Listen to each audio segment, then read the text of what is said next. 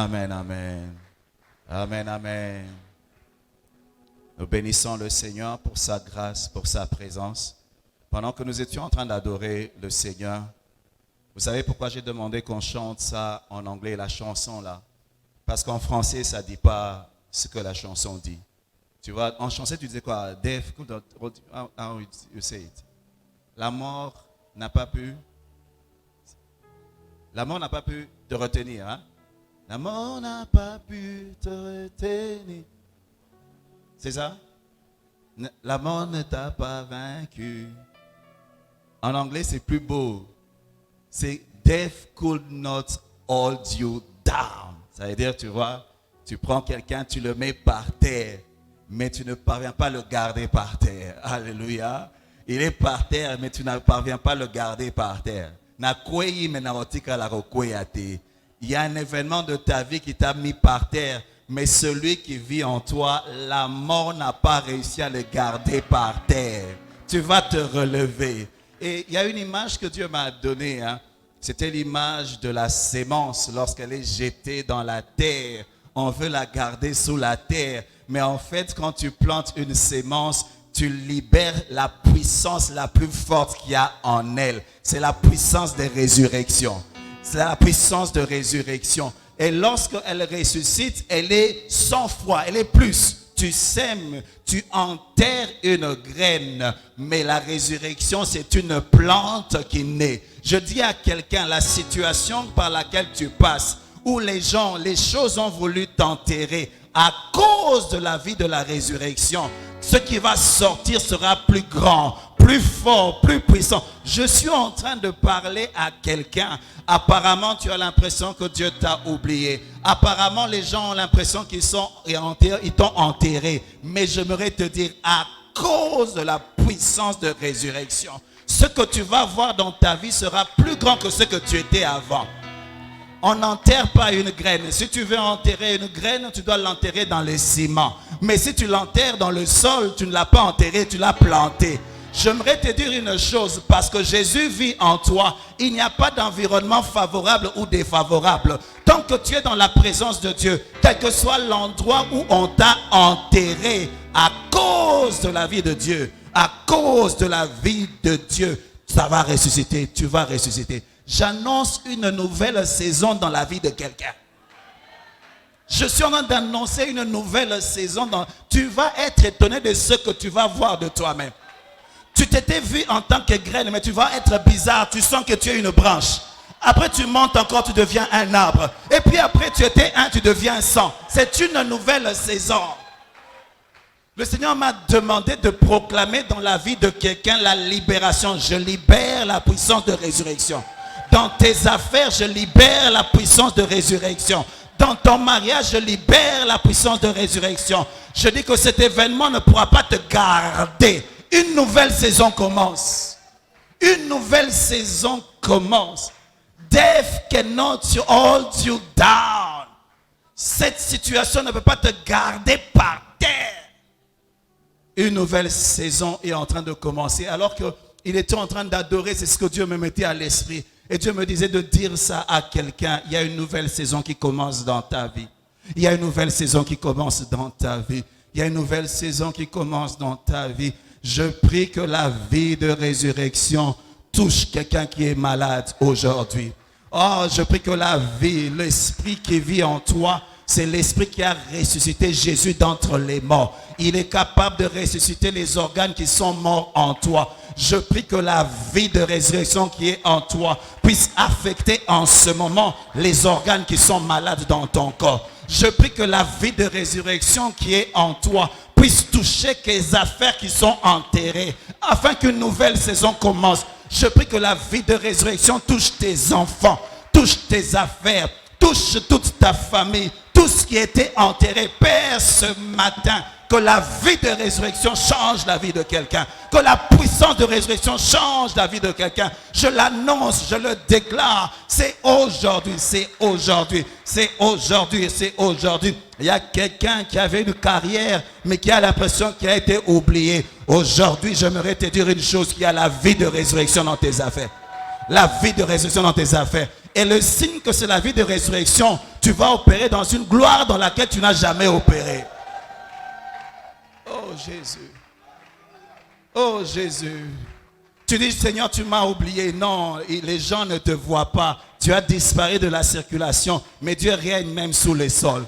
Dieu règne même dans les tombeaux. Je dis, Dieu règne même dans le tombeau.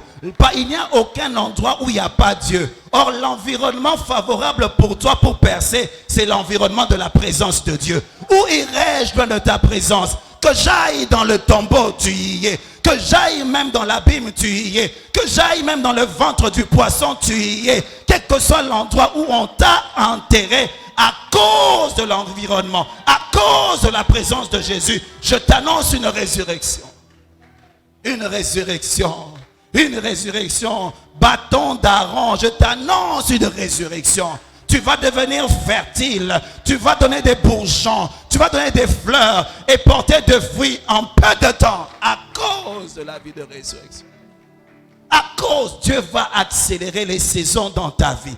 Cette saison nouvelle qui commence est une saison de gloire dans ta vie.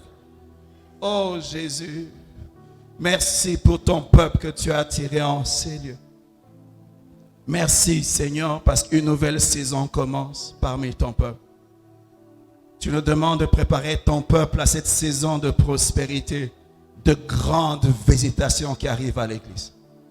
Ta parole ne sort jamais en vain. Tu viens du futur, tu as vu ce que nous serons et tu viens nous donner des conseils, des instructions maintenant. Alors que tu nous parles comment être riche pour toi, c'est que tu viens du futur, tu as vu ce que nous sommes devenus et tu reviens, tu dis petit, apprends à faire ceci, apprends à faire ceci. Quand les choses vont arriver, apprends à faire ceci, apprends à faire ceci, apprends à faire ceci. Nous voulons recevoir ces instructions comme des gens qui croient que c'est une parole prophétique qui nous prépare dans une nouvelle saison. Nous avons été dans une saison où il n'y avait pas assez, ou presque pas. Mais il y a une saison de plus qu'assez qui arrive. Et tu veux nous préparer. Nous avons traversé le désert avec toi, mais nous allons jouir de tout ce qu'il y a à Canaan. Nous ne voulons pas être détruits par Canaan. C'est ainsi que nous voulons recevoir tes instructions. Parle à nos cœurs, Seigneur. Parle, Seigneur. Tes serviteurs écoutent. C'est au nom de Jésus que nous prions ainsi. Amen. Amen. Amen. Amen, amen. Amen, amen. Amen, amen. Que Dieu soit béni. Alléluia. Une nouvelle saison commence. Arrête de pleurer. Une nouvelle saison commence. Arrête de pleurer. L'année prochaine, nous allons présenter des enfants ici. Te présenter maintenant. Quand Dieu va te visiter, viens donner l'action de grâce. Dis que Dieu m'a enfin visité, il s'est souvenu de moi. Il y a un shift qu'il y a dans notre pays, qu'il y a dans le monde. Il y a des changements. Vous savez, les dirigeants de demain sont là. Alléluia. Ce que nous voyons aujourd'hui n'était pas là hier. Ça veut dire que la terre tourne, les hommes passent. Il faut toujours se préparer à prendre la relève, parce que c'est comme ça que la vie. Les riches d'aujourd'hui n'étaient pas riches hier. Ça veut dire que les riches de demain, ils sont encore peut-être aujourd'hui fauchés. C'est la vie. Alléluia. Mais il faut se préparer aux choses qui arrivent. C'est ainsi que nous allons continuer notre enseignement sur les instructions que Dieu nous donne. Comment être riche pour Dieu. Alléluia. Avant que nous puissions nous lever pour lire la parole de Dieu, regarde juste ton voisin, fais-lui un joli sourire. Dis-lui bienvenue. Sois le bienvenu dans la maison de Dieu.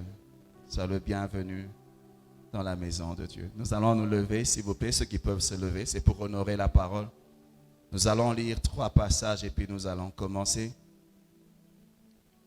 Dans Luc 12, à partir de 15 jusqu'à 21, 1 Timothée 6, à partir de 17 jusqu'à 19, 1 Corinthiens 9, à partir de 6 jusqu'à 14. Ceux qui n'ont pas de Bible, il y a des Bibles même dans les téléphones. C'est toujours important parce que notre foi n'est pas basée sur la parole de l'homme de Dieu, mais sur la parole de Dieu. Et la seule manière de savoir que si la personne qui parle de la part de Dieu, c'est qu'il faut vérifier dans les Écritures. Luc 12 à partir de 15. Puis il leur dit, gardez-vous avec soin de toute avarice, car la vie d'un homme ne dépend pas de ses biens, fût-il dans l'abondance. Il leur dit cette parabole, les terres d'un homme riche avaient beaucoup rapporté, et il raisonnait en lui-même, disant, que ferai-je, car je n'ai pas de place pour serrer ma récolte. Voici, dit-il, ce que je ferai, j'abattrai mes greniers, j'en bâtirai des plus grands, j'y amasserai toute ma récolte et tous mes biens, et je dirai à mon âme, tu as beaucoup de biens en réserve pour plusieurs années. Repose-toi, mange et bois et réjouis-toi. Mais Dieu lui dit insensé, cette nuit même, ton âme te sera redemandée. Est-ce que tu as préparé, pour qui cela sera-t-il? Il en est ainsi de celui qui amasse des trésors pour lui-même et qui n'est pas riche pour Dieu.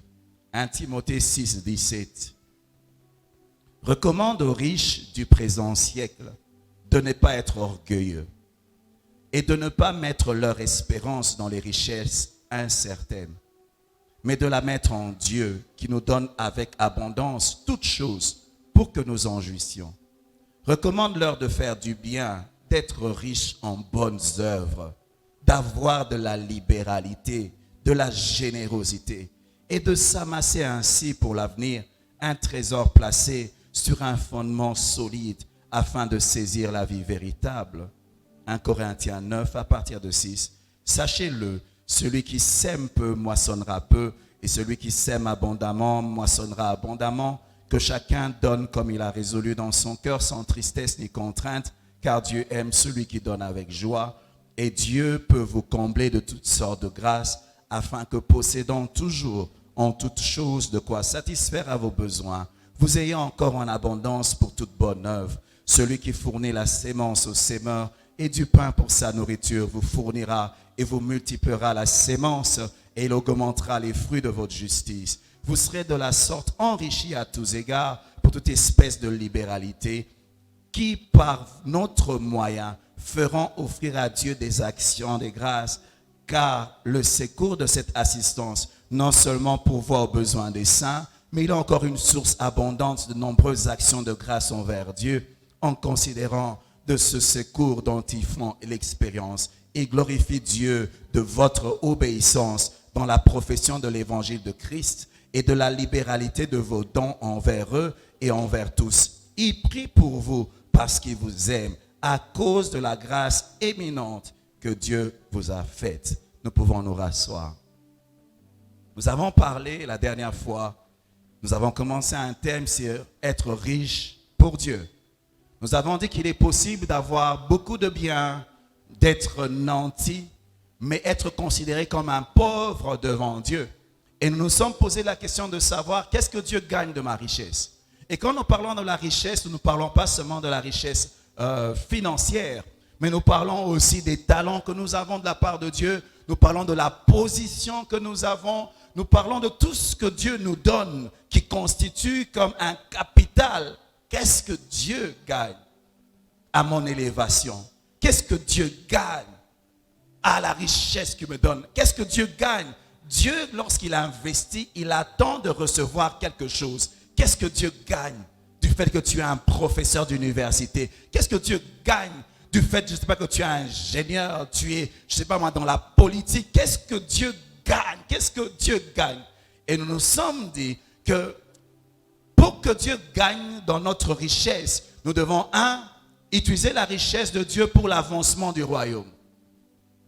Ça veut dire quoi? Si tu es riche et que le royaume de Dieu ne bénéficie en rien, tu es riche pour rien. Ça veut dire que Dieu a investi en toi pour rien.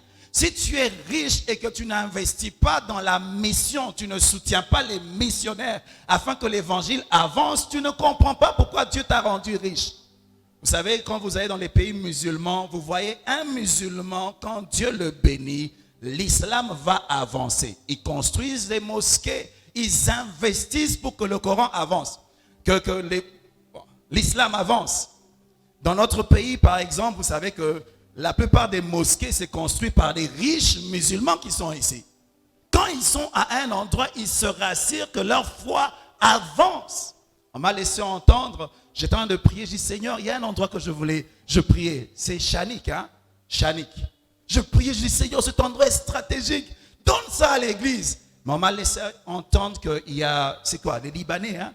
Il y a un groupe des musulmans riches qui ont acheté l'endroit. Et ils vont faire quoi? Ils vont construire une mosquée. Ils vont construire une mosquée. Ils construisent des écoles où ils se rassurent que l'islam va avancer. Mais quand tu viens dans l'église parmi les chrétiens, vous allez vous rendre compte que même quand ils sont bénis, ils ne savent même pas pourquoi Dieu les a bénis. Dieu ne gagne pas. Tu es élevé. Vous savez, moi j'ai eu certains de mes combats et de mes complications énormes que j'ai eues dans la vie. C'est à travers des chrétiens et par moi-même c'est des pasteurs. Pasteur élevé, mais tu bloques un autre pasteur qui doit continuer à annoncer l'évangile. Pourquoi? L'église ne comprend pas que nous sommes un et nous devons nous entraider pour que l'évangile avance. Avance. C'est si je vais aux ressources humaines et yes, là-bas c'est un chrétien. Je dois me sentir à l'aise. Pourquoi? Je dis c'est l'un d'entre nous. Les gens qui sont dans les sciences occultes sont solidaires, n'est-ce pas? Il y a des endroits, quand tu es l'un d'entre eux, tu entres, ils doivent faire avancer leur cause. Mais quand tu rencontres un chrétien, souvent, on lui a prêché qu'il doit être le Joseph de la famille. Alors, tout le monde doit être en bas afin que lui seul soit élevé. Alors que normalement, si toi tu es élevé, nous devons bénéficier de ton élévation. Parce que nous sommes un. Je prie que notre mentalité change. Qu'est-ce que Dieu gagne? Qu'est-ce que le Congo gagne? Vous savez, notre pays est majoritairement composé de soi-disant chrétiens. Mais le comble, c'est que les chrétiens ne savent pas pourquoi Dieu les bénit. Si on dit que ce pays a été détruit, il a été détruit par les chrétiens. Vous savez ça? Parce que c'est des chrétiens qui professent leur foi. Mais lorsque Dieu les met dans des positions stratégiques, ils ne savent pas servir Dieu dans ces positions stratégiques. Ils ne savent pas faire avancer l'honneur de Dieu dans ces positions stratégiques. Ils font honte au royaume de Dieu. Je suis en train de vous prêcher parce que je vous prépare pour demain. Afin que lorsque vous serez élevés, que vous ne puissiez pas faire honte à Jésus. Qu'est-ce que la mission gagne par mon élévation? Qu'est-ce que je peux dire à Dieu? Seigneur, regarde ce que je fais avec ce que tu m'as donné. Qu'est-ce que je peux dire à Dieu pour l'encourager à continuer?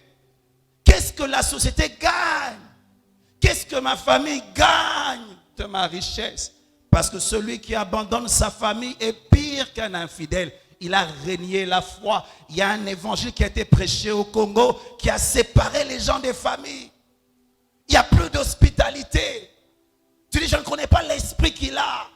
Un évangile qui nous a éloignés des gens de notre famille. Alors que si Dieu visite ton frère, il t'a visité. Alléluia, n'est-ce pas? Si Dieu visite ton frère, il t'a visité. C'est comme papa José, si vraiment j'apprends que tu as eu 1 million, tu sais que je viens prendre quelque chose chez toi, tu ne vas rien faire. Je pars avec. Pourquoi? Parce que quand on est une famille, c'est normal que lorsque Dieu te visite, moi j'ai fête à la maison. On me dit, qu'est-ce qui est arrivé dans la vie? Non, mon frère a été visité, j'ai fête. Pourquoi? Parce que nous sommes une personne. Qu'est-ce que ta famille gagne de ta richesse? Qu'est-ce que la société gagne de ta richesse? Alors, Dieu donne une recommandation aux riches. On dit, ne sois pas orgueilleux. La richesse a tendance à nous emmener à croire qu'on est au-dessus des autres. Mon frère, ne sois pas orgueilleux. L'argent, c'est un visiteur, il passe. L'argent, c'est un visiteur. On dit qu'avec l'argent, tu peux acheter une maison, mais tu ne peux pas emmener la paix dans ta maison. Avec l'argent, tu peux aller à l'hôpital, mais tu ne peux pas acheter la santé. Avec l'argent, tu peux acheter des voitures, mais le bonheur ne s'achète pas. Ne te confie pas dans les richesses au point où tu méprises des gens qui n'ont pas. Vous savez, c'est bizarre. Hein? On dirait que plus il y a de la pauvreté dans les pays, plus les gens sont orgueilleux. Je vous assure.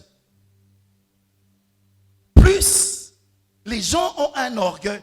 Quelqu'un qui a un peu, parce qu'il dépasse les autres, il les traite n'importe comment. Regardez dans notre pays, quand tu conduis ta voiture, les autres qui ont des gyrophares, ils ne nous respectent pas, n'est-ce pas? Il peut prendre n'importe quel sens, il t'insulte même. Il croit qu'il a le droit parce qu'il a une position d'élévation. Alors que plus tu es élevé, plus tu es un serviteur. Recommande aux riches de ne pas être orgueilleux. Tu vas être à un endroit en train de faire la queue parce qu'il est riche, il estime qu'il va faire la queue, il passe tout le monde et puis il arrive là. Qui te dit que tu es meilleur que les autres? Ce n'est pas l'argent qui te donne de la valeur, c'est toi qui donnes de la valeur à l'argent. Ne sois pas... C'est beau, n'est-ce pas, de voir un riche humble. C'est très beau, n'est-ce pas? C'est très beau. Ah, mais non, mais c'est beau, c'est beau. C'est beau. Je dis c'est beau de voir un homme élevé, mais qui est humble. Qu'on te voit en train de porter les chaises à l'église, mais quand on va te voir au bureau, on dit, hey, c'est toi le DG? Oui, mais tu fais quoi là-bas? Je sers mon Dieu. Devant Dieu, il n'y a pas de riches, il n'y a pas de pauvres, il n'y a pas de gradés et de non gradés. Je sers Dieu, je sais. J'aime les musulmans dans l'aspect que quand tu vas chez eux, quel que soit ton rang, tu enlèves les chaussures. Quel que soit ton rang, il n'y a pas de chaise pour toi. Tu vas te prosterner. Mais nous, il y a des chaises spéciales. C'est fait que les gens ont l'orgueil dehors, mais ils viennent même dans la maison de Dieu. Et ils sont dans l'orgueil. Recommande aux riches de ne pas être orgueilleux. De ne pas mettre leur espérance dans les richesses. Oh, je dis de ne pas mettre leur espérance dans les richesses. Je dis ça passe. Je dis ça passe. Notre pays, c'est comme si les gens n'apprennent pas. Qui se souvient des mouvanciers? On les voit se balader à pied ici, ils sont devenus pauvres. Leur maison, ma campagne ici, ce sont les mouvanciers. Ils n'ont pas réussi à garder leur maison, ils ont vendu. Leurs enfants, ils sont dans les rues ici. Et on croit que nous, ça sera différent. C'est pareil, c'est pareil. Il ne faut pas commettre les mêmes erreurs. L'argent passe. Ne te confie pas dans l'argent. Confie-toi en Dieu. Je dis confie-toi en Dieu. Ne change pas d'attitude parce que Dieu t'a visité. Alléluia. Ne change pas l'attitude parce que Dieu t'a visité. On dit qu'il n'y a pas de nouvelles gaffes, il n'y a que de nouveaux gaffeurs. Il n'y a pas de nouvelles bêtises, il n'y a que de nouvelles personnes pour faire les mêmes bêtises. Parce que l'humain n'apprend pas. Celui qui n'apprend pas de l'histoire est voué à un continuel recommencement. C'est les mêmes choses, les mêmes choses. Ce qu'on a vu, on les voit encore. Et sans être prophète, on peut prophétiser. Ne sois pas orgueilleux. Ne mets pas ta confiance dans l'argent. Mais il dit, recommande. Il dit, Dieu nous donne abondamment ces choses pour que nous puissions en jouir. C'est bien. Quand Dieu te visite, tu dois jouir de ce que Dieu t'a donné. Dieu aime ça. Dieu n'est pas contre l'argent. L'argent fait beaucoup de bien, n'est-ce pas? Non, ça fait du bien. Ça t'aide à faire beaucoup de choses. Ça t'aide à accomplir beaucoup de choses. Dieu veut que tu jouisses de ce qu'il te donne. Mais, il dit, recommande-leur de faire du bien. Quand Dieu te bénit, c'est pour être une source de bénédiction. Il faut que ta quantité de bonnes œuvres puisse s'accroître quand Dieu te visite. Il dit d'être riche en bonnes œuvres. La plus grande richesse, ce n'est pas ce que nous avons, mais ce que nous donnons. Je dis, la plus grande richesse, ce n'est pas notre capacité à avoir, mais notre capacité à donner. Beaucoup de gens peuvent travailler très dur. Ils reçoivent, mais ils ont du mal à donner. Ils ont du mal à donner. Vous savez, quand tu n'as vécu qu'au Congo, tu n'as aucune idée de ce que c'est que l'élévation. Parce qu'on a une caricature de l'élévation. Il faut aller voir Merkel pour voir l'élévation, c'est quoi. Elle est restée toujours la même. Elle finit le pouvoir. Elle fait combien? 16 ans, plus de 16 ans. Merkel a fini le pouvoir, mais tu sens qu'il y a de l'honneur, n'est-ce pas? Elle est respectée, c'est une femme respectée. Elle n'a pas passé son temps en train de voler l'argent du pays, mais elle a servi son pays. L'Allemagne est un pays respectable parce que le respect qu'on donne à une personne élevée, c'est le travail qu'il a fait. Quand tu es politicien, on ne va pas te respecter toi parce que tu es bien habillé, parce que tu as une belle voiture. C'est par rapport au travail que tu fais dans ton pays. Quel pays tu présentes? Quand tu es avec les autres, qu'est-ce que tu parles? Qu'est-ce que tu dis? Qu'est-ce que tu fais? Alléluia!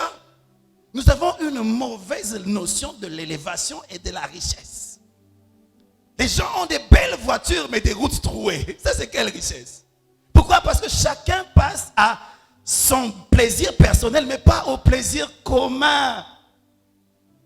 Au plaisir commun. On arrange chez soi, mais on ne pense pas aux autres. Sois riche en bonnes œuvres. Et quand tu es riche en bonnes œuvres, tu es prêt même à te sacrifier pour le bien de tout le monde. Tu acceptes de perdre afin que tout le monde... Je prie. Vous savez que tant que dans ce pays, on n'aura pas des gens élevés qui sont prêts à faire des sacrifices, le pays ne va pas changer. Je prie que Dieu suscite des leaders politiques, des leaders même financiers qui sont prêts à faire des sacrifices pour que tout le monde bénéficie. Alléluia. Regardez Ben Laden. Qui connaît Ben Laden? Oussam. Ben Laden. Il était milliardaire, n'est-ce pas? Vous avez vu la vie qu'il avait? Une vie de cache-cache. Une vie dont il ne jouissait pas de son argent à cause de sa cause. Il croyait tellement à sa cause qu'il a investi son argent dans la cause qu'il croyait. Je prie que Dieu nous donne des gens qui seront élevés, mais qui ont une cause qu'ils défendent. Qui sont prêts à faire des sacrifices. Qui sont prêts à faire des sacrifices. Des gens qui ont un idéal. Qui poursuivent quelque chose. Et quand ils partent, vous savez, plus l'âge avance. Vous savez, quand tu as 20 ans, tu penses à toi. Quand tu as 25 ans, 30 ans, tu penses à toi. Mais plus tu atteins la quarantaine, tu te demandes, mais qu'est-ce que je laisse à la génération future? Quand je regarde ces jeunes ici, je dis, mais qu'est-ce que mon passage aura changé chez eux? Parce que ma réussite, ce n'est pas le fait d'avoir eu des maisons, des belles voitures, mais qu'est-ce que j'ai fait pour la génération qui vient après? Quand nous sommes en train de courir, c'est comme une course de marathon. Nous courons. Mais si tu ne cours pas bien, les autres commencent la vie avec handicap. Comme la plupart des gens de ma génération. On a commencé la vie avec un handicap. Je me souviens, des fois quand on discutait avec papa, je disais, papa, votre génération, vraiment, ce que vous avez fait là, c'est pas bien. Il me dit, qu'est-ce qu'il y a? Vous avez laissé Mobutu jouer avec vous comme ça. Il s'est amusé avec vous. Vous, les Belges, vous avez laissé un beau pays. Mais regardez ce que vous nous avez laissé. Hein? Parce que nous, quand on grandissait, on nous appelait GESAC. Qui se souvient de cette génération? Et les gens de ma génération, qui connaît GESAC? Génération? Pourquoi? Parce que l'État, nous, on n'a pas grandi. Non, tu prends un prêt. Quand tu as un travail, on a bourse, les bourses. On n'a pas grandi. On a commencé à se battre. Pourquoi? Parce que la génération avant nous, tout ce qu'elle avait hérité des Belges, elle a dilapidé. Et nous, on a commencé à souffrir. Mais on s'est habitué à la souffrance. On ne pense pas qu'est-ce qu'on laisse aux autres. Parce que maintenant, ce sont les gens de ma génération qui dirigent. C'est ça en fait, c'est nous maintenant. Mais qu'est-ce qu'on va laisser à ces petits qui n'ont connu qu'un pays bizarre? Il faut qu'il y ait des gens qui soient prêts à faire des sacrifices. Sois riche en bonnes œuvres. Pas seulement pour être vu, mais de plus profond de ton cœur. Qui est des vrais chrétiens? Je prie pour l'émergence de l'église à des endroits stratégiques. Mais des vrais chrétiens. Des chrétiens qui savent pourquoi Dieu les élève. Des chrétiens qui savent pourquoi Dieu les bénit. Afin d'emmener un changement. Être riche en bonnes œuvres. Mon frère, compare ce que tu as et les bonnes œuvres. Tu es plus riche dans ton compte en banque ou bien tu es plus riche dans le bien que tu fais aux gens. Qui se souvient, qui connaît la mère Teresa? Mère Teresa, catholique. Mais elle est reconnue comme une femme qui se sacrifiait pour faire du bien aux gens. Mais est-ce qu'on a des mères Teresa aussi dans l'église de réveil? Ou bien nous passons notre temps en train de parler en langue, on parle en langue. Il y a des orphelins aussi ici, on parle en langue. Mais il y a des gens démunis ici, il y a des gens qui n'ont pas d'argent pour payer les études. Mais on parle en langue. On dit l'église va faire. Non, l'église n'a pas beaucoup d'argent. L'église c'est toi et moi. Apprenons à voir les besoins autour de nous. Et aidons les gens. Aidons les gens. Soyons riches en bonnes œuvres. D'avoir de la libéralité et de la générosité. Un homme riche, avare, c'est une punition pour les gens. Mais un homme riche m'a beaucoup pété. Hein, vous connaissez les gens comme ça, non? Ce côté n'est pas besoin d'un problème, il faut qu'à résoudre. Je prie que Dieu guérisse ton cœur et ta main. Je prie que Dieu guérisse ta main. Sois capable de donner, fais du bien aux gens. On a prêché aux gens, non, ne donne pas à n'importe qui parce que tu ne connais pas son état d'âme. Qui t'a dit ça? Non, ce n'est pas le christianisme, c'est de la superstition. Fais du bien. L'échec est là en cours de route. Il y a un petit que j'avais rencontré, il a l'habitude de demander l'argent là. Je l'ai rencontré, je lui ai dit, écoute, viens, Viens, on part avec toi à l'église. On est venu avec lui jusqu'ici. J'ai dit, écoute, si tu es jeune, si tu continues comme ça, ta vie, ça sera... Parce que moi, je connais des chégués que j'ai connus à 15 ans. Ils ont grandi, ils sont toujours dans la rue. Qui connaît certains chégués de Kitambo, même? Ils ont grandi. J'ai dit, ta vie ne va pas changer. Je dois te ramener à l'école. Je suis prêt à payer tes études jusqu'à ce que tu vas finir. Mais va, emmène-moi tes parents ici. On va s'entendre avec eux. Comme ça, ils vont te suivre. Le petit, il a fui. Il a fui, il n'est plus revenu. Je dis, mais j'aimerais t'aider pour changer ta vie. Il a fui. Mais il y a un quand même qui vient. Parce que lui, il fait des business, il vend des masques. Alors lui, qu'est-ce que je fais? Je lui donne l'argent. J'investis dans sa vie parce que c'est un courageux.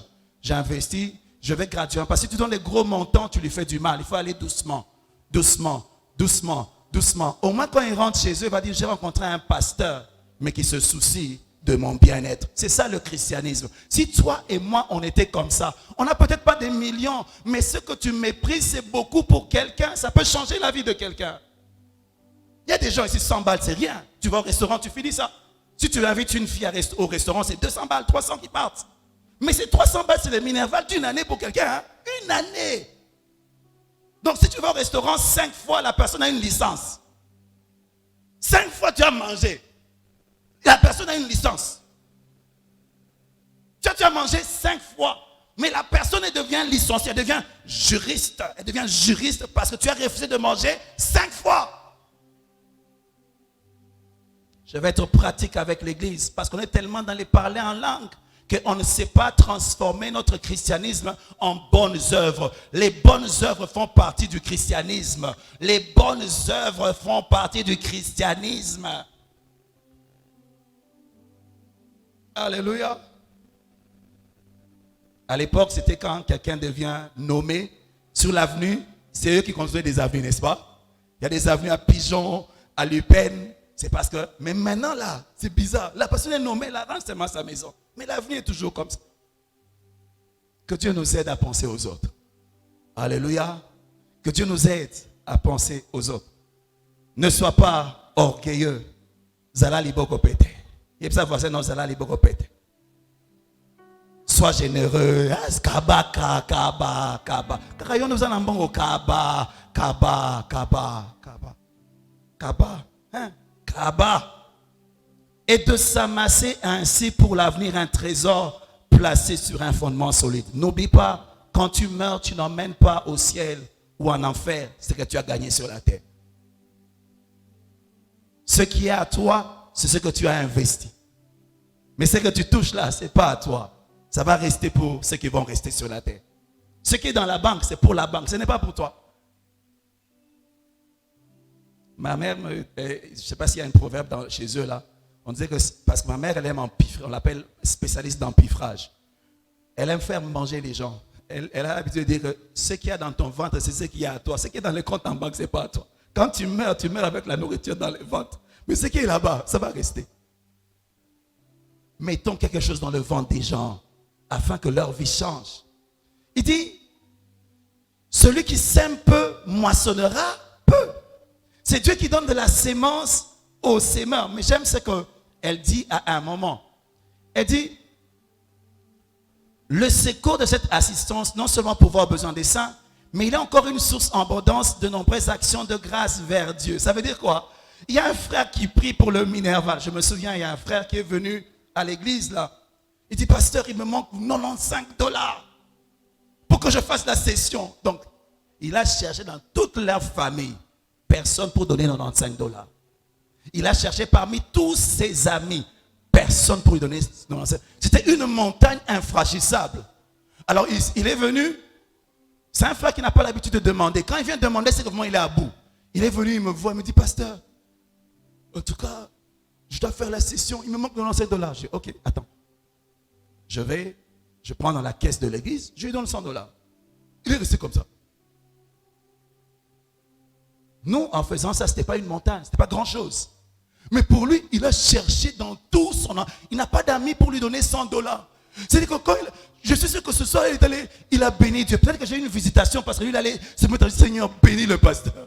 Bénis la dernière moisson. Bénis la dernière moisson. Mais est-ce que nous, on a senti que quelque chose est sorti? Non. Mais lui, c'était une montagne. Il a béni Dieu qui a exaucé sa prière. Et à cause de ça, Dieu se souvient de toi. Alléluia. C'est comme quand tu gagnes une âme au Seigneur, il y a une fête au ciel. Quand tu aides quelqu'un, la personne se met à genoux, elle bénit Dieu. C'est grâce à toi qu'une action de grâce monte vers Dieu. Par moment, tu n'as pas besoin de bénir Dieu. Amène les gens à bénir Dieu. Résous les problèmes des gens. Il y a des problèmes qui ont fait 5 ans. Résous les problèmes des gens. Ils vont leur dire, Seigneur, tu es fidèle. Mais comment il a vu la fidélité de Dieu? C'est parce que tu as accepté d'être un instrument entre les mains de Dieu. Tu es dans une entreprise, dans le langage des gens. Tu sais qu'avoir un travail, ça change la vie des gens. Ça change les familles. Tu aides quelqu'un à avoir un travail, c'est toute une famille qui va commencer à te bénir. Il y a des familles qui vont commencer à te dire merci. Oh, ils bénissent Dieu à cause de toi. Tu n'as pas donné l'argent, mais tu as aidé quelqu'un à avoir quelque chose. Je suis en train de prier que le christianisme redevienne christianisme. Là où les gens avaient tout en commun. Là où on était réellement frères et sœurs. Frères et sœurs.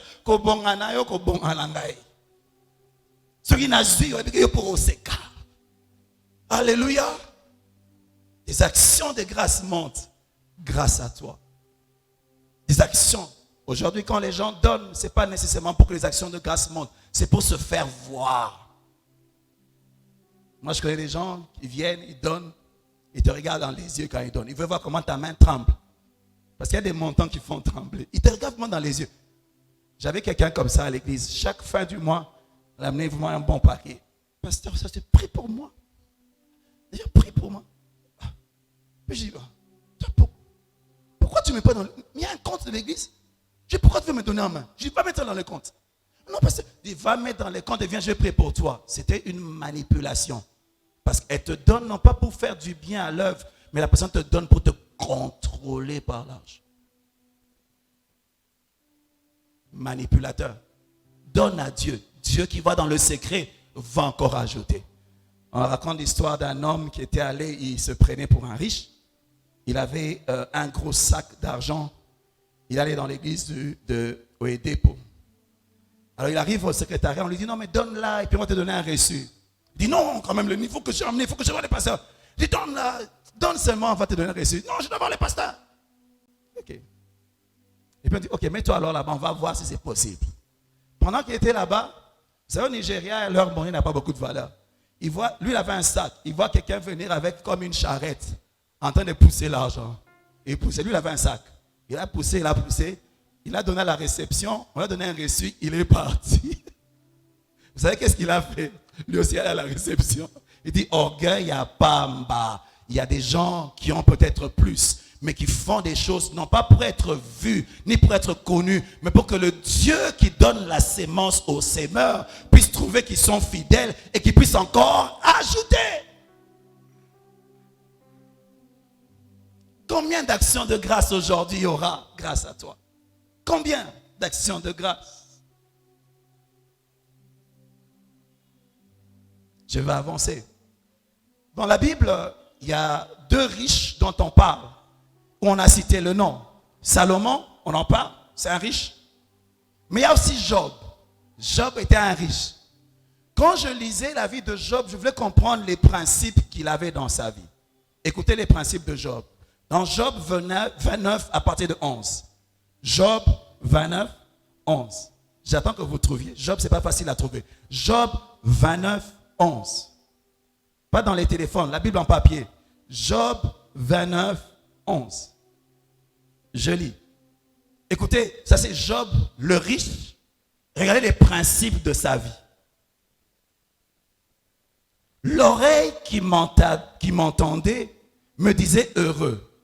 L'œil qui me voyait me rendait témoignage. Car je sauvais le pauvre qui implorait du secours et l'orphelin qui manquait d'appui. C'est Job, le riche Job, celui dont Dieu s'est vanté. La bénédiction du malheureux venait vers moi. Je remplissais de joie le cœur de la veuve. C'est Job, hein? J'étais l'œil de l'aveugle et le pied du boiteux. Notre pays est malade à un niveau, on n'a pas idée. L'un des signes qu'un pays est méchant, c'est la place qu'on donne aux personnes qui ont un handicap. Dans les pays sérieux, quand on construit un building, on prévoit toujours comment les gens qui ont un handicap vont entrer. Et il y a du respect, il y a le traitement particulier de ces personnes-là. Mais nous, on a un mauvais cœur. Mauvais cœur.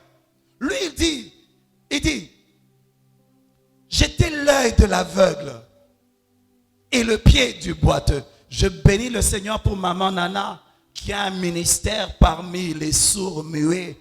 Elle aide les sourds-muets à étudier. Elle aide les sourds-muets à être alphabétisés. C'est une vision que Dieu a déposée dans son cœur quand elle avait encore 15 ans. Mais elle l'aide. Et souvent, elle prend de son salaire afin d'aider les sourds et les muets. Parce qu'il y a très peu de chrétiens qui l'aident dans ce travail. Très peu. Que Dieu se souvienne d'elle. Que Dieu se souvienne d'elle. J'étais l'œil de l'aveugle. Elle peut dire, j'étais l'oreille du sourd. Et j'étais la bouche du muet. Lui dit, et le pied du boiteux. J'étais le père des misérables. J'examinais la cause de l'inconnu. Je brisais la mâchoire de l'injuste et j'arrachais de ses dents sa proie. Est-ce qu'il y a des avocats en ces lieux qui peuvent plaider pour des causes des gens qui n'ont pas d'argent? Un de mes fioles est un avocat. Une partie, il appelle ça c'est pas, il dit que ça c'est mon ministère en tant qu'avocat. Il va à Makala, il cherche des cas des gens qui n'ont pas d'avocat. Vous savez qu'il y a des gens qui croupissent là en prison simplement parce qu'ils n'ont personne. Et lui, il va plaider pour ces personnes afin qu'elles trouvent justice sans payer. Le ministère, ce n'est pas seulement de prêcher. Le ministère, on peut l'exercer même dans les séculiers. Tu peux être un médecin qui sert Dieu. Tu as ton cabinet, mais il y a un quota où il y a un prix différent pour les gens démunis. Que Dieu nous aide à être différents. 31:16, il dit, si j'ai refusé aux pauvres ce qu'ils demandaient, si j'ai fait languir les yeux de la veuve, si j'ai mangé seul mon pain, sans que l'orphelin en ait eu sa part, moi qui l'ai dès ma jeunesse élevé comme un père. Il a adopté des enfants. Il a adopté. Nous on a prêché aux gens que les enfants orphelins ont des démons et des sorciers. Les enfants qui ont l'handicap, on les traite différemment. Un évangile satanique qui a volé notre cœur. Lui dit, j'ai adopté. Tu peux adopter un enfant même si tu ne l'as même pas chez toi. Tu vas à l'orphelinat, tu dis, moi je commence à prendre en charge cet enfant. Maman Bibi est là. Tu peux l'avoir, dis non, vous faites le social. Moi je vais adopter un enfant de tel endroit. Elle va t'aider comment le faire. Soyons différents. Ne pensons pas seulement à nous. Ce que nous avons, même si c'est peu, ça peut changer la vie de quelqu'un. Il dit, si j'ai vu le malheureux manquer de vêtements, l'indigent n'avoir point de couverture, sans que ses reins m'aient béni, sans qu'il ait été réchauffé par la toison de mes agneaux. Si j'ai levé la main contre l'orphelin, parce que je me sentais un appui, les juges. Si j'ai mis dans l'or ma confiance, si j'ai dit alors tu es mon espoir, si je me suis réjoui de la grandeur de mes biens, de la quantité des richesses que j'avais acquises, si les gens de ma tente ne disaient pas où est celui qui n'a pas été rassasié de sa viande, si l'étranger passait la nuit dehors, si je n'ouvrais pas ma porte aux voyageurs, il était hospitalier. Même les travailleurs chez lui mangeaient bien. Souvenez-vous de l'enfant prodigue. Il est rentré dans la maison de son père parce que son père prenait bien soin de ses travailleurs. J'ai une question à poser à quelqu'un ici. Comment tu traites tes travailleurs? Est-ce qu'ils mangent bien? Comment tu les traites? Est-ce que ton enfant qui a quitté la maison peut rêver d'être un travailleur chez toi? Elijah quitte la maison. Il rentre, il dit non, je ne veux pas être l'enfant de papa aimé. Je veux seulement être un travailleur parce que papa, je sais comment il traite les travailleurs. Mon Dieu. Comment tu traites tes travailleurs? Est-ce que ton fils peut vouloir travailler pour toi? que ton fils envie tes travailleurs, c'est que, waouh, tu le traites comme un humain. Le travailleur est un humain comme toi. Il a une femme, il a des enfants. Quand il rentre chez lui aussi, on dit papa. On le respecte. On lui met peut-être les chaussures. Il faut le traiter avec respect. Il ne faut pas l'écraser, le traiter comme un moins que rien. Ce n'est pas un esclave. Au Congo, les gens traitent des autres comme des esclaves. Et bizarrement, les gens, même quand Dieu te visite, toi, c'est toi qui traites les autres comme les esclaves. Dans les autres pays, vous savez, moi, chez moi, de l'autre côté, il y a une dame, une Malawite qui travaille pour nous. Là-bas, on est obligé de respecter le SMIC. Hein? Donc, quand tu payes quelqu'un, c'est 200, 300 balles. Alors, elle a le droit de manger, d'ouvrir le frigo et de manger. Elle ne touche même pas. Parce que ce qu'il y a chez moi n'est pas spécial. Chez elle aussi, elle peut avoir ça. Parce qu'on estime que c'est un humain. Manger, c'est un droit. De chez moi, il n'y a pas, non, lait a disparu. Non, parce qu'elle aussi, elle peut acheter ça. Elle est fière, cette dame. Malawite. Elle est fière. Et on la traite pour qu'elle continue à se respecter. Comment tu traites tes travailleurs? Ce sont des humains comme toi. Je dis, ce sont des humains comme toi. Est-ce que ton travailleur peut vouloir venir prier dans l'église où tu es? Est-ce que ton travailleur peut vouloir suivre ton Jésus? Comment tu représentes ton Jésus? Moi, j'ai été touché. Moi, je travaillais dans une entreprise comme informaticien. Mon boss, le frère de... Aimé le connaît. Mon boss n'était pas chrétien, mais il était bien éduqué. Il avait un bon cœur. Quand il te demandait de faire un travail pour lequel il te payait, il disait, s'il te plaît, est-ce que tu peux? Je dis, on dit, s'il te plaît, quand dans les commandements, je dis, oh oui, s'il te plaît, tu fais ton travail, il te paye, il dit, merci. Oh. À l'époque, l'entreprise avait des problèmes. Des fois, quand on travaillait très tard la nuit, il nous déposait à la maison. Une fois, on va, parce que c'était la fin de l'année, il voulait nous faire plaisir. On va, il y a un restaurant en ville là. On a fini de manger. Comme les autres étaient des païens, après ils sont allés, il y a une boîte. Alors, on traverse, on va à la boîte. Moi, je dis, écoute, boss, moi, je suis chrétien, je ne vais pas dans les boîtes de nuit. Je vous attends dans la voiture. Je suis resté dans la voiture. Ils étaient là-bas, ils s'est mal senti. Il dit, comme on est ici, en train de boire, l'usine dans la voiture. Ils ont arrêté leur amusement. Ils sont rentrés pour me déposer. J'ai été marqué par le respect d'un chef non chrétien. Mais toi, chef chrétien, il faut que les gens, quand ils travaillent pour toi, se disent, je travaille pour Jésus. Comment est-ce que Jésus traiterait quelqu'un qu'il a créé? Jésus est mort sur la terre pour les humains. Il est mort pour ton travailleur. Il faut que ton travailleur sente qu'il a de la valeur, qu'il est précieux, que Jésus est mort pour lui. Il faut que tu aies le temps de t'asseoir avec lui. Tu lui parles de Jésus. Nous faisons des réunions d'agapé. On donne la nourriture aux gens pour leur parler de Dieu. Mais toi, à la maison, tu as agapé tous les jours. Donne-leur la nourriture qu'ils sentent que Dieu les respecte. Donne-leur la nourriture qu'ils sentent qu'ils ont de la valeur. Donne-leur de la nourriture. Normalement, dans l'église, on n'est pas censé sentir les différences des classes sociales parce que nous faisons tous partie d'une même famille. L'église a besoin d'un réveil. Un réveil, un réveil.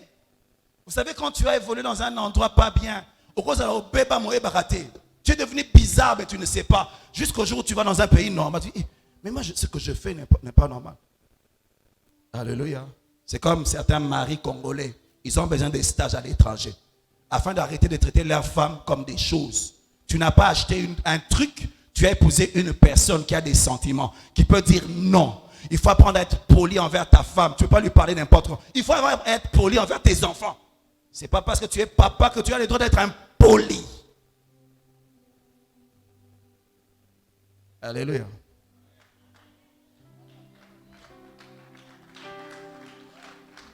Vous savez, j'en ai parlé. Ma fille, elle doit venir ici pour passer les vacances avec moi. Mais elle m'a dit qu'elle ne veut pas venir. Elle a dit, oh non, j'ai quelque chose à faire. Je dis, ici au Congo, là, vraiment. Est-ce que toi, tu peux dire quelque chose? Papa décide. On dit, non, tu sais, il faut négocier avec elle. Je dis, mais je suis en train de négocier. Je négocie et puis j'ai échoué dans les négociations. Parce qu'il ne faut pas qu'elle vienne, qu'elle soit fâchée. Je dis, pas nous voir là bien, hein. Nous, toi, viens. Et les enfants grandissent, ils n'ont pas d'estime de soi. Parce que tu les as tellement brimés. Tu es étonné que les enfants occidentaux, à 18 ans, ils peuvent se tenir sur ses pieds. On les traite comme une personne normale, une personne qui peut réfléchir. On parle aux gens, il ne faut pas crier, il faut parler. Si tu traites ton enfant comme s'il n'était pas intelligent, tu sais toi qui le rends comme ça. Vous voyez, je devais arrêter, mais je parle avec mon cœur.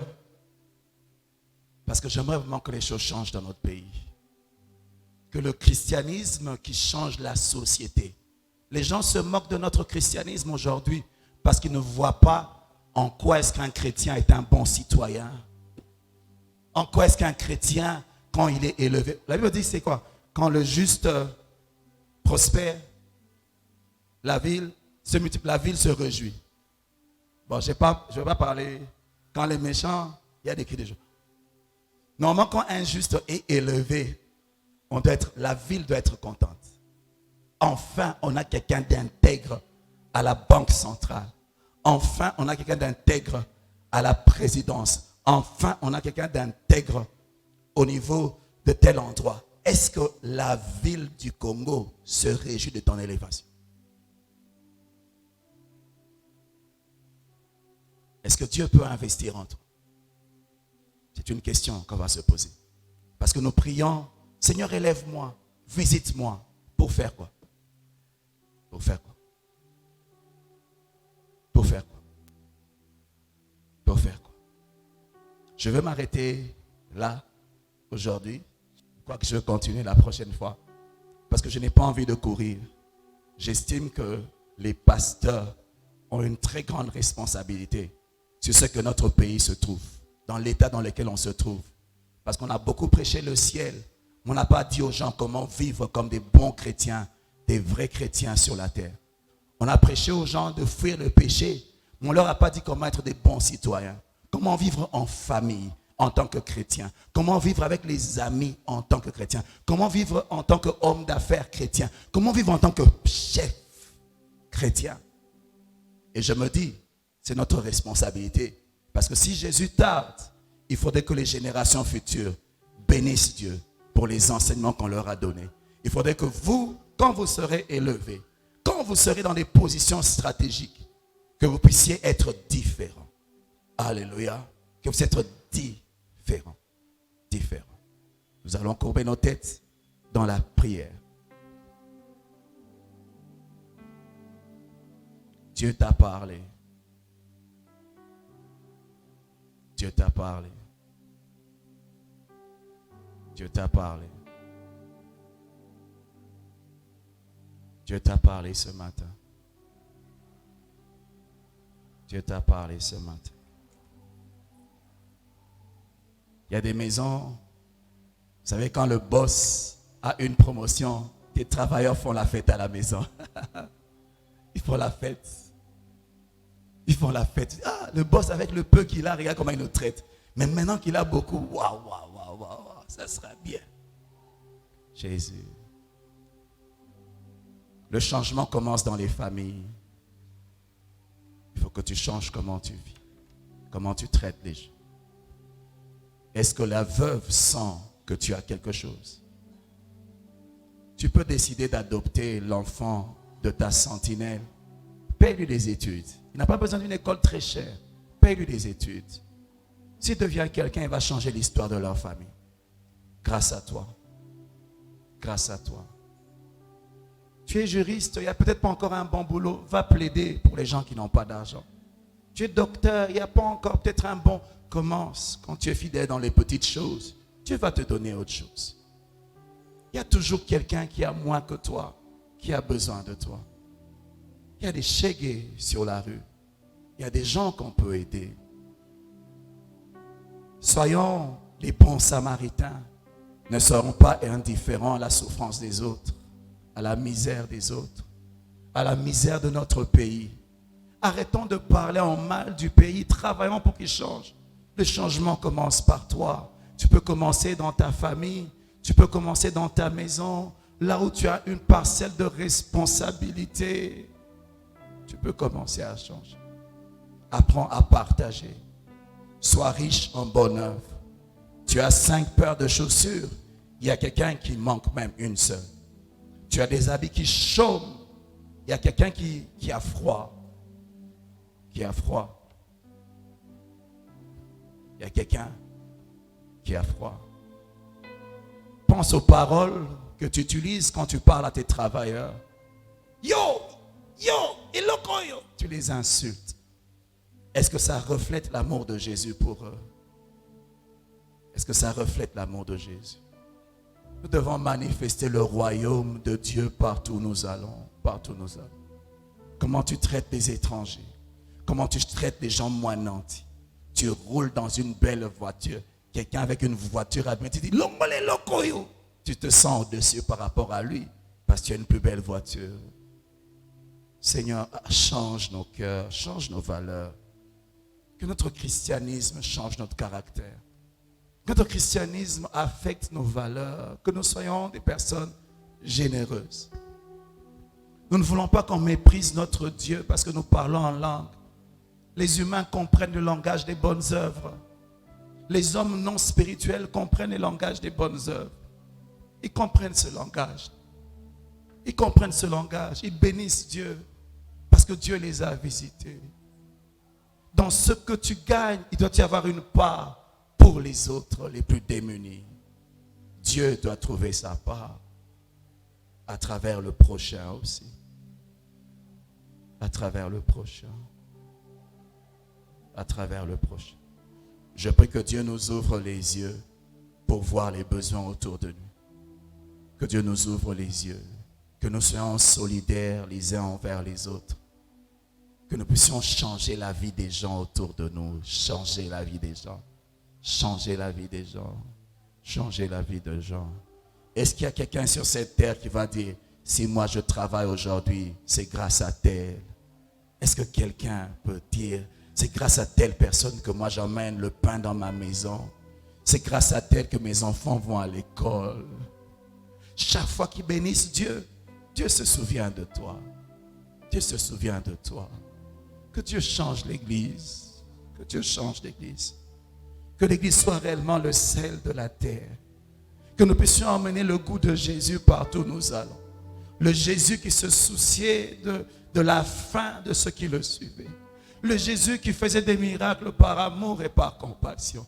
Que Jésus nous donne son cœur, un cœur compatissant, un cœur sensible, un cœur sensible, un cœur sensible.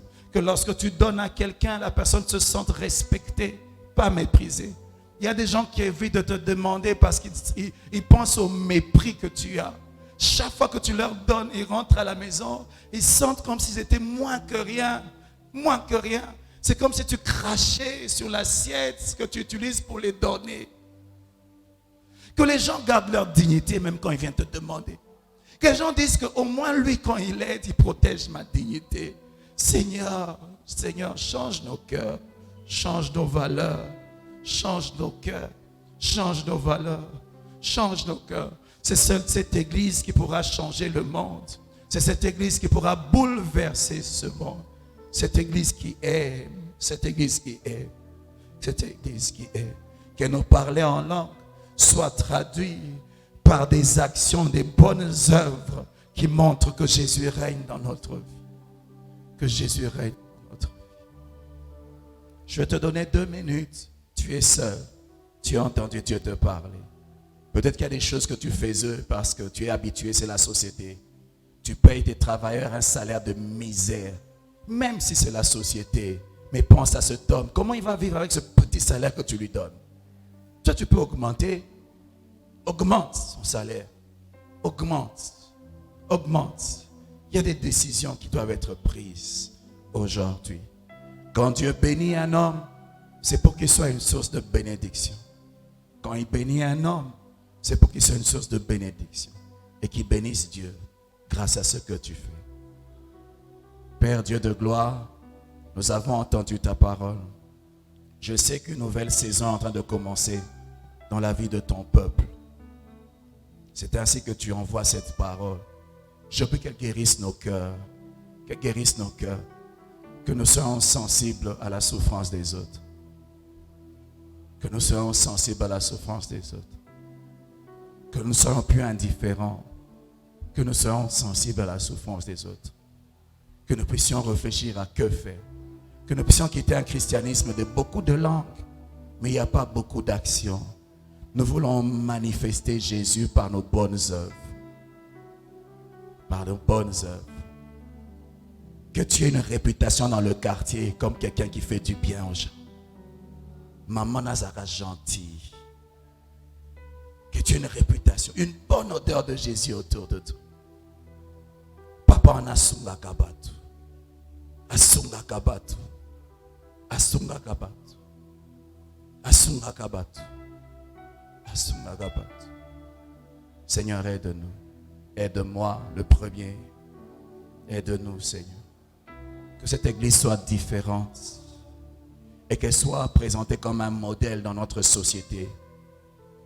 Qu'elle soit différente, sensible aux gens qui ont un handicap. Que lorsqu'ils viennent à côté de nous, qu'ils sentent qu'on les traite avec respect, avec beaucoup d'amour. Avec beaucoup d'amour. Avec beaucoup d'amour. Avec beaucoup d'amour. Avec beaucoup d'amour, de respect, de considération. De considération. De considération. Change nos cœurs. Change nos cœurs, papa. Change nos cœurs. C'est au nom de Jésus que j'ai ainsi prié. Amen. Que Dieu vous bénisse.